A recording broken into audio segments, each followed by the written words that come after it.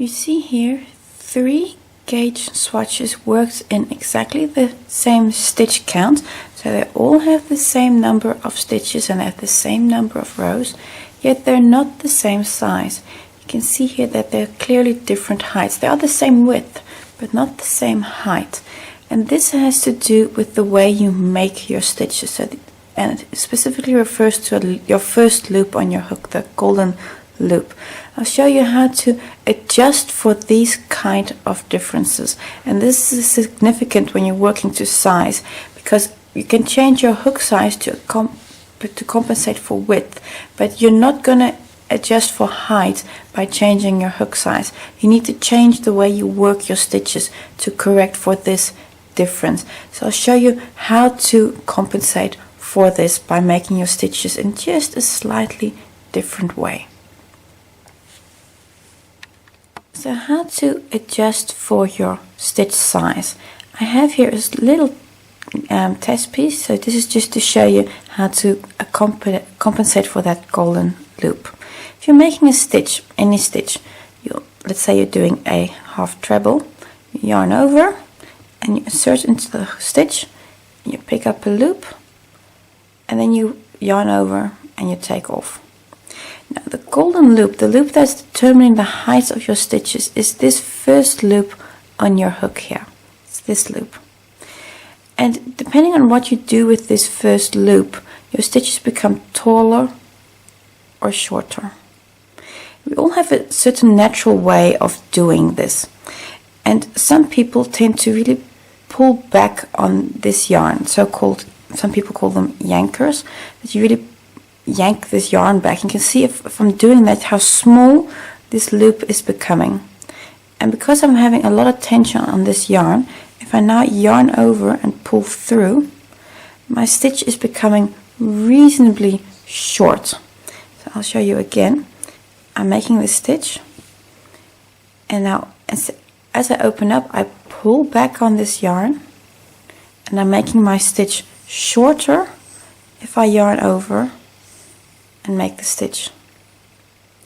Other people, they yarn over and they keep their hook very much on the level of their work. For example, you could also work more in this direction or more in this direction. If you keep your hook reasonably on top of your work, you're so-called riding your work, and then your stitches tend to be just a little bit taller.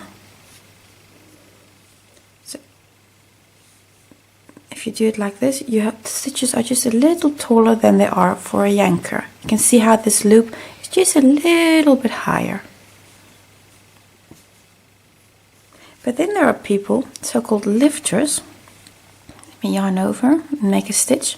And what they do is they lift up this loop and now make the stitch. And then this stitch is considerably higher than that stitch, and especially a lot higher than those yanker stitches we had at the beginning. So I've got these 3 stitches here, and this one is shorter in the middle and the longest. So if I yarn over and make a lifter stitch, and a lifter stitch can be, some people lift it really high, like really up to here, and then make a stitch. And you can see how that stitch is really considerably much longer than this stitch. And we all have a natural way of making our stitches. And as such, there's nothing wrong with the way you make this stitch. But if you're trying to work to gauge, the way you deal with the height of this stitch really determines the gauge of your final piece. So if you have a tendency to, for example, pull a lot on this thread, your stitches are going to be shorter. And if you have a tendency to lift your loop, it's going to be much longer. And by changing the way you make those stitches and the way you work with that first loop, you can change the gauge on your piece. So making it higher or shorter, making your stitches higher or shorter.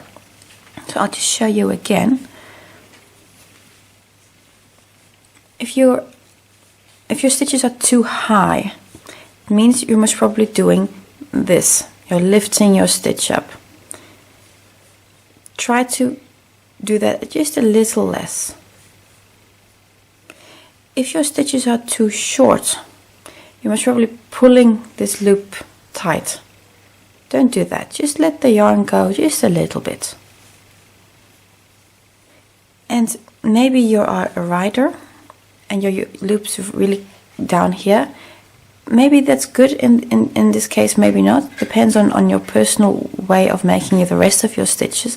But give yourself a bit more room or a bit less room depending on how it's going. My natural way of working, I'm somewhere between a rider and a lifter. That's my you see when I make my stitches, if I don't do anything, I'm not exactly on my work, but I'm not exactly high either. I'm kind of a little bit in between here.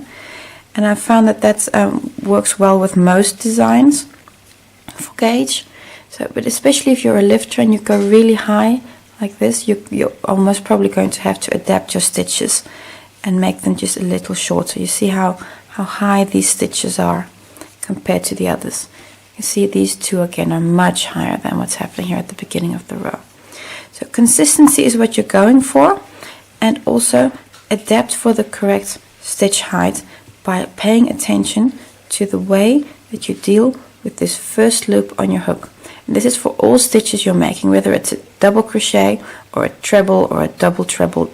This loop is always the one that's going to determine how high your stitches are. So deal with this loop and adjust if needed, especially if your swatches are the correct width but they're not the correct height. This is the way to adjust for that.